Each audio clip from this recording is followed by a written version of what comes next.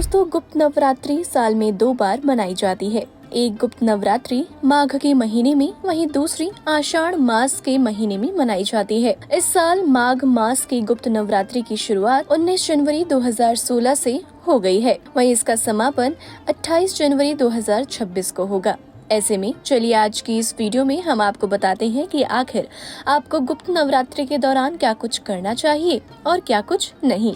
नमस्कार, मैं हूं आप सभी के साथ कृतिका और आप देख रहे हैं बोल्ड स्काई। सात्विक भोजन और ब्रह्मचर्य। गुप्त नवरात्रि में सात्विक भोजन आपको करना चाहिए, जिसमें फल, दूध, दही, छाछ, नारियल पानी, साबूदाना, कुट्टू और सिंघाड़े के आटे से बने व्यंजन शामिल हैं।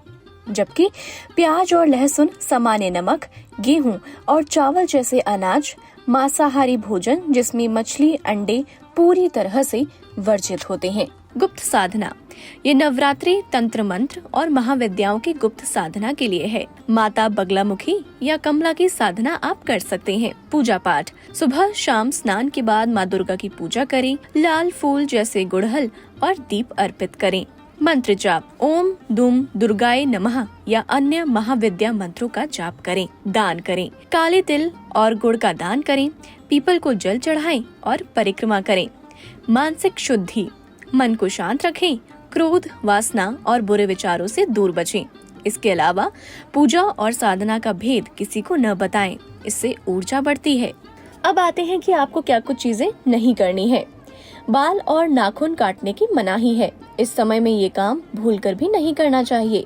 ऐसा करने से माता रानी की पूजा का फल साधक को प्राप्त नहीं होता। इसके साथ इस दौरान सुबह जल्दी उठकर स्नान करने के बाद साधना के लिए बैठ जाना चाहिए। इस समय में चमड़े की चीज का इस्तेमाल करने से देवी नाराज हो सकती हैं। गुप्त नवरात्रि की अवधि में साधक को ब्रह्मचर्य का पालन करना चाहिए। इसके साथ ही इस दौरान अपने मन को पूरी तरह शांत रखना भी बहुत जरूरी है। किसी के साथ भी वाद विवाद नहीं करना है। वाद विवाद करने से आपकी साधना खंडित हो सकती है। इस समय में भूलकर भी मदिरापान और तामसिक भोजन का सेवन नहीं करना चाहिए। गुप्त नवरात्रि के समय में प्याज, लहसुन का भी खाने में प्रयोग न करें। इस दौरान सात्विक भोजन का ही सेवन करें। तामसिक भोजन करने से पूजा का फल प्राप्त होता है। धार्मिक मान्यताओं के अनुसार गुप्त नवरात्रि के समय में दक्षिण दिशा में यात्रा करने से आपको बचना चाहिए। यदि हम इस दिशा में यात्रा करते हैं तो इसका हमें नुकसान झेलना पड़ सकता है। आपकी जानकारी के लिए बता दें कि गुप्त नवरात्रि के समय में मुख्य रूप से 10 महाविद्याओं की उपासना की जाती है। गुप्त नवरात्रि का व्रत तंत्र साधना करने वालों के लिए खास माना गया है। गुप्त नवरात्रि का समय तंत्र साधना की विद्या ग्रहण करने के लिए भी शुभ होता है। शास्त्रों के अनुसार गुप्त नवरात्रि के समय कुछ कामों को करने की मनाही की गई है।